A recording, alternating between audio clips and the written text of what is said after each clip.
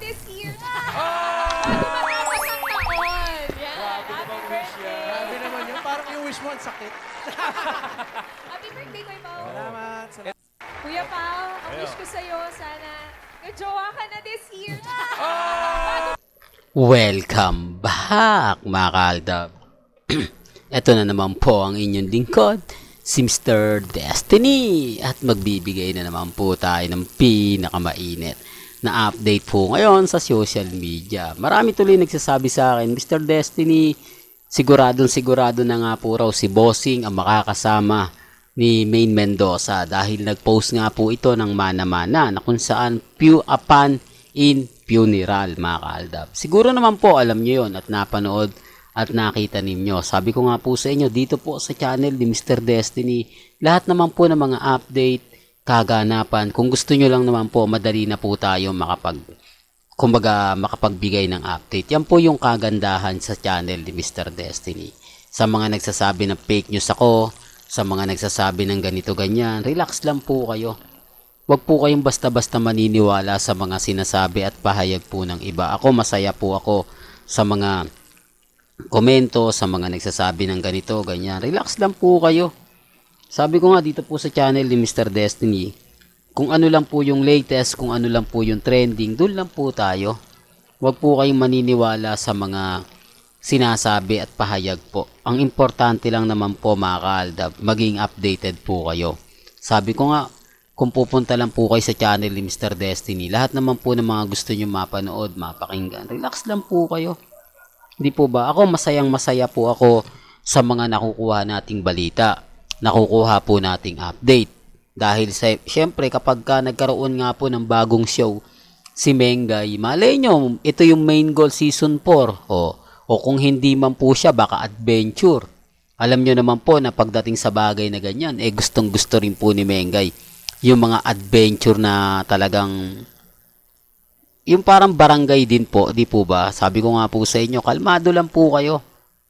Kumbaga, hayaan nyo po muna si Mr. Destiny mag-imbestiga, maghanap ng mga kasagutan sa mga katanungan po ninyo. Di po ba? Ilan naman po yung, sabi ko nga po sa inyo, sa mga nagsasabing ganito ganyan, okay lang po. Di po ba? Alam nyo naman po na kapag ako nagbibigay ng mga update, yung iba talaga galit, yung iba talaga inis na inis. Di po ba? Kasi nga po, aldab tayo. Kahit marami nagsasabi sa akin, ako Mr. Destiny, paki naman.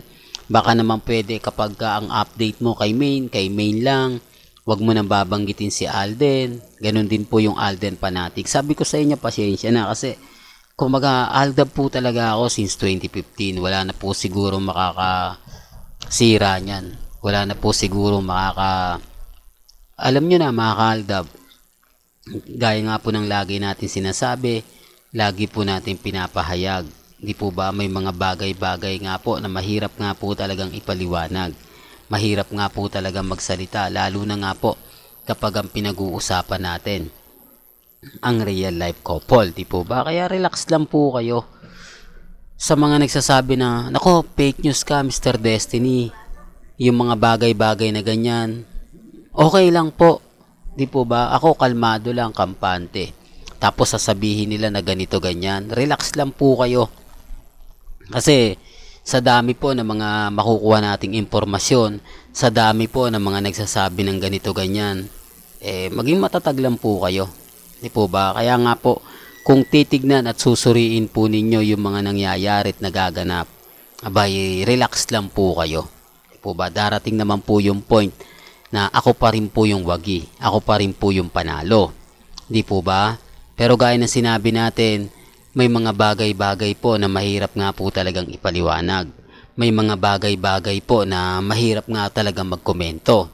Di po ba? Sabi ko nga po sa inyo, relax lang, di po ba? At yung sitcom nga po ni Bossing na mana-mana, malay nyo mga kaaldab na yun nga po, di po ba? Pero wala pa naman po kumbaga lahat naman po ng mga sinasabi nila hindi pa 101% sigurado. Pero siyempre, Bossing yan di po ba? Kung ako tatanungin po ninyo, may punto yung sinasabi ng iba. Sino nga po ba yung kukunin ni Bossing sa EAT na alam niya na yung galawan, alam niya na yung mga yung ibig kong sabihin, hindi na po siya maghahanap pa, yung mahihirapan, di po ba? Gaya nga po na sabi ni inyo, Master Joey De Leon, mabuti pa sa'yo ko na lang sinabi, Mengay. Ibig sabihin, yung madaling makakagets, yung madaling makakaintindi, hindi po ba? Yung tipong, hindi mo na kailangan pang ganito, hindi mo na kailangan ng ganun. Kumbaga, parang nasa dulo ng dila natin, mga kahaldab eh. Yung magtitigan pa lang kayo, alam mo na yung sasabihin. Yung chemistry, di po ba? Alam naman natin si Bossing, si Maine, si Wally, si Jose, si Paulo. Yan lang po talaga yung may mga chemistry kasi matagal po sila nagsama eh. Di po ba na sa pelikula, si Mengay at si Bossing, sa barangay, si Mengay, si Wally, si Jose, si Paulo. Kaya hindi nyo na po pwedeng sabihin pa na hindi sila madaling, kumbaga, di po ba, ito yung pinapaliwanag ko, kaya gustong gusto nila nasa barangay si Maine. Kasi siya po yung tipo talaga na hindi mo na kailangan pang mag-react. Titignan mo lang yung mukha ni Mengay. Kapag may punchline na maganda, itatry niyang ipasok. Tapos doon na magsisimula, doon na magkakaroon ng mga idea, sina Wally, sina Jose, sina Paulo. Ay, yan po yung gustong-gusto ni Bossing kay Maine. Magaling si Maine pagdating sa mga nauubusan ka na ng bala.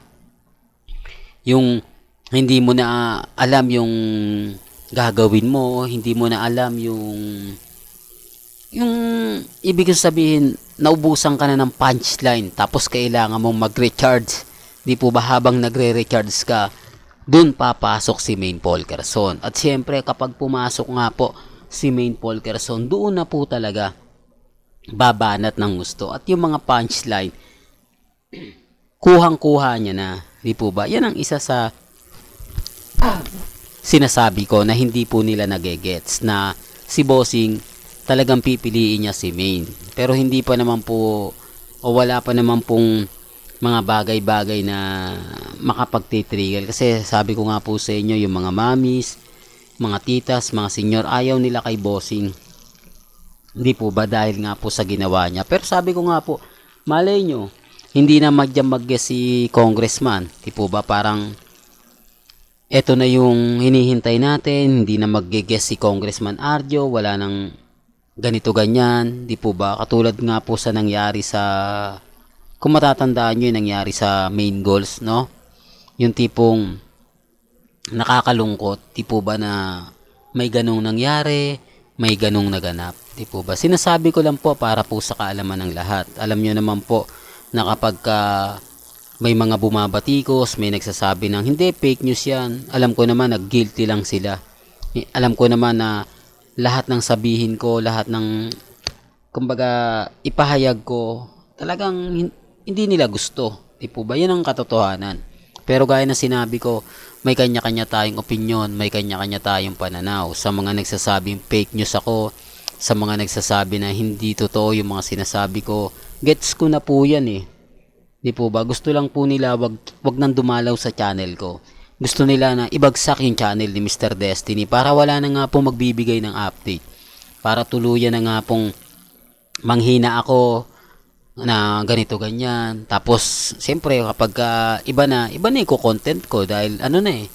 Di po ba? Para lang klaro, para lang po sa kaalaman ng lahat. Pero sabi ko nga po, hindi naman ako basta-basta bumibitiw. Hindi naman ako pinanganak kahapon para sa kanila. Di po ba? Sabi ko nga po sa inyo, since 2015, aldab na ako eh. Naandyan kayo, naandito ako, walang iwanan, walang bitiwan. Di po ba? Well, hanggang dito na lang po yung updates natin, mga kaaldab. Kaya kung gusto nyo pa po ng pinaka-latest at sariwang update, abay tumutok lang po kayo dito po sa channel ni Mr. Destiny para updated po kayo sa mga latest at sa mga bagong video po na ilalabas po natin maya-maya lang. Kaya kung bago ka lang sa channel na to at isa kang true-blooded Aldab Nation na nagmamahal po kila Mengay at Tisoy, tama po ang channel na pinuntahan mo, kaya consider na po kitang bagong subscriber. At wag mong kalimutang i-share ang mga video po natin sa mga mami, sa mga titas, at sa mga senyor. Hanggang sa muli, salamat po sa panonood at pakikinig.